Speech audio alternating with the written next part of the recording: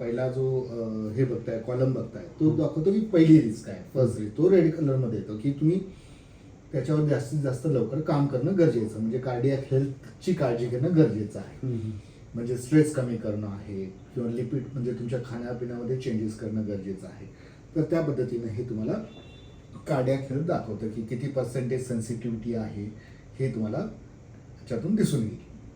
नंतर दुसरा जो पॅटर्न आहे तो येलो कलर, म्हणजे त्याच्यापेक्षा थोडा माइल्ड आहे. ओके. तर त्याला माइल्ड म्हणजे काय, न्यूरोलॉजिकल म्हणजे तुमचा स्ट्रेस पॅटर्न, तुमचा वर्क आहे किंवा तुमचे रिलेशनशिप आहेत त्याला कसं मॅनेज करायचं त्याच्यावरती त्यांनी इथं क्लिक केल्यानंतर आपल्याला दिसतंय की बघा, depression is a experience, try the patient through the feeling of काय आहे बघा ते, latitude or lack of vitality. Lack of व्हायटॅलिटीमध्ये कधी कधी असं ताणामुळे आपली व्हायटॅलिटी कमी होते. ओके. तर त्याच्यावरती काम करणं गरजेचं आहे.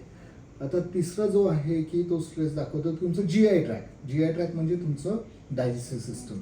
तर डायजेस्टिव्ह सिस्टममध्ये कधी कधी काय असतं की आपलं पीएच लेवल, जर आपलं ऍसिड बेस बॅलन्स जर आपलं डिस्टर्ब झालं तर त्याच्यामध्ये काय असतं की आपल्या बॉडीचा स्ट्रेस कमी करून किंवा बॉडीला हायड्रेट ठेवून ते आपल्याला मॅनेज करायचं असतं. तो जीआय ट्रॅकचा तो रिस्क याच्यामध्ये दाखवतोय, म्हणजे डायजेस्टिव्ह सिस्टम. नंतर तो दाखवतो की स्पाईनमध्ये जर कुठेही काही इश्यूज असतील तर आता सरांचं असं जर ग्रीन आलेलं आहे, काही एवढंही नाही. काही काही लोकांमध्ये कसं असतं की रेड कलर येतो, काही येलो येतो. मग त्याला काय म्हणतो आपण, तिथं स्टिफनेस आलेला आहे, म्हणजे तुमचं व्यायाम नाही आहे, बॉडी सेडेंटरी झालेली आहे. तर त्या पद्धतीचं त्याला व्हायटॅलिटी देणं गरजेचं आहे. नंतरचा जो आहे मार्क तो आहे आपला व्हॉट यू कॉल्ड ॲज, हां डायजेस्टिव्ह झालंच आहे आपला. ओके.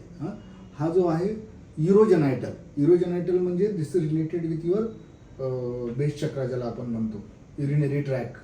काही लोकांना इन्फेक्शन्स वगैरे असतात वगैरे, तर ते आपल्याला याच्यामध्ये दिसून येतं की ग्रीन कलर आहे की त्याच्यामध्ये काही प्रॉब्लेम्स आहेत का.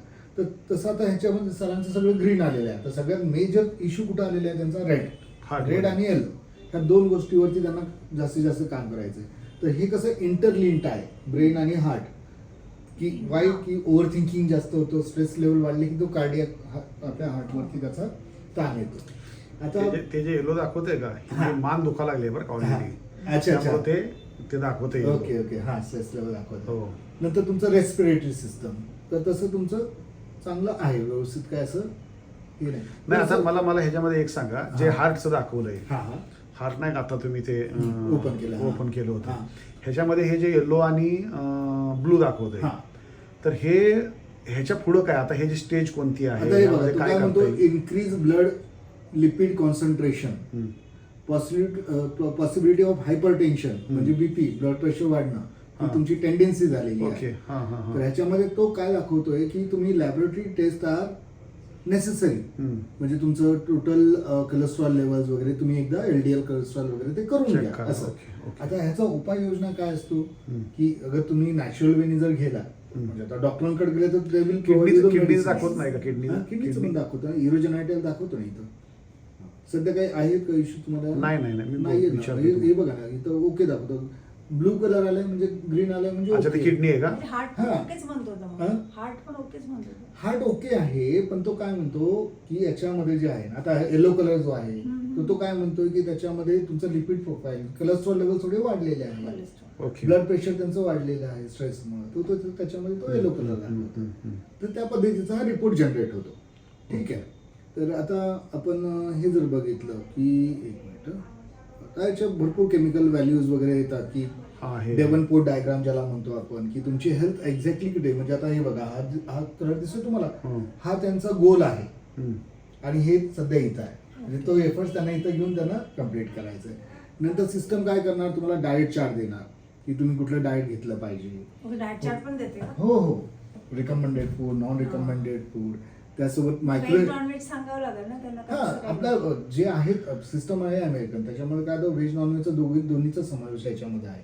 तर याच्यामध्ये काय करायचं की जे लोक नॉन व्हेजिटेरियन आहेत किंवा व्हेजिटेरियन, त्यांना त्या पद्धतीचं डाएट आपण एडिट करून देऊ शकतो.